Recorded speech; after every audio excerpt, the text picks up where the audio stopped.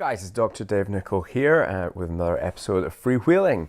So today's question comes from Tessa. Tessa is a member of my VetX Thrive community. So if you've never heard of that, that's a community of vets around the world all working together to help each other find purpose and then learn the non-clinical skills, the life skills and the mental judo required in order to get places and get there faster and be happy and find happiness in this veterinary medicine space. Now, Tessa asks if, and actually she's turned a question I ask my guests on blunt dissection round, so very clever of you, Tessa, but she asked into our Facebook group community page. She said, if you could look back in your career and give yourself one piece of advice back at graduation, what would that piece of advice be?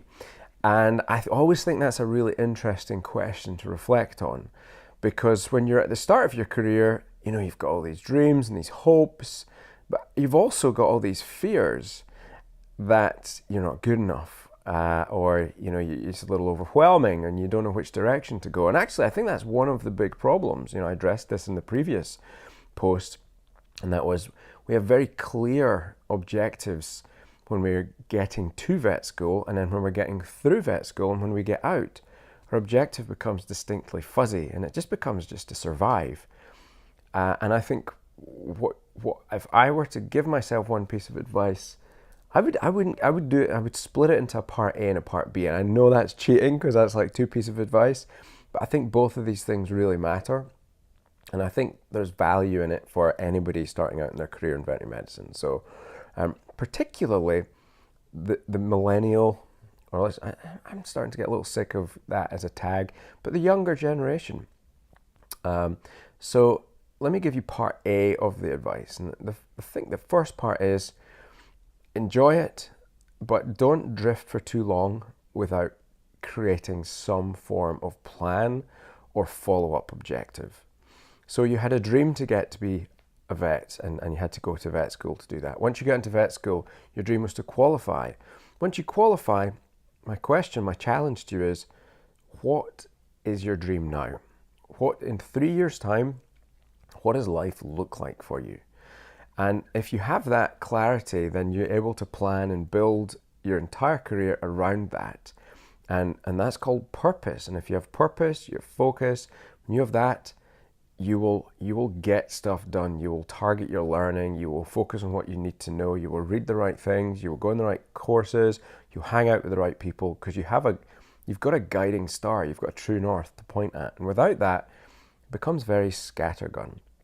So part B is very linked to this, and that is be patient and be focused.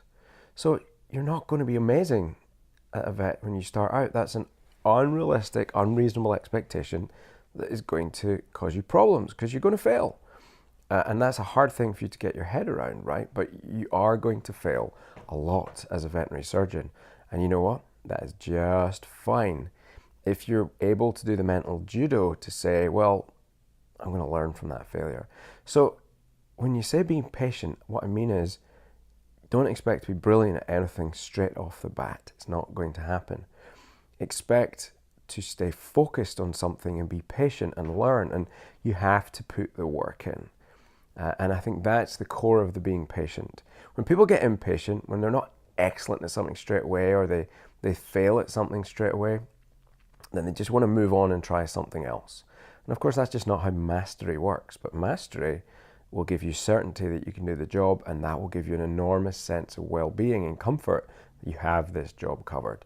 So that would be my advice to myself back at graduation.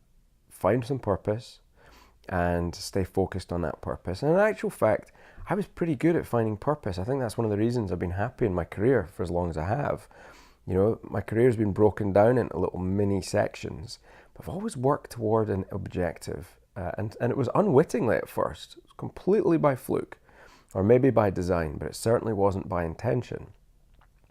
Or not my design, just the way I was put together, I guess. But I think if you do that, if you have that sort of purpose and you apply that focus and patience to achieving your purpose, you will go a long way. you'll be a great doctor. You'll have fun. Whatever branch of veterinary medicine or life you choose to apply that to, it will serve you very well. So Tessa, that's my advice to you. Thank you very much for asking that question within the community. If you like the answer, if you have a different answer, like, please post in the comments. Let me know. What advice would you give yourself way back at graduation? I bet you there's some absolutely brilliant nuggets of advice from some of you people out there that are just amazing at what you do. Please share the knowledge with others. Would love to know. And if you find yourself lacking purpose and you would like to join a community that would support you and help you and teach you and mentor you and nurture you and help you to achieve what you're capable of achieving in veterinary medicine, then please give VetX Thrive a check out. You can find that on my website, drdavenicol.com.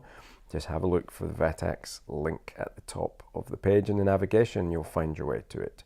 Until next time, be safe, be well, be happy. Dr. Dave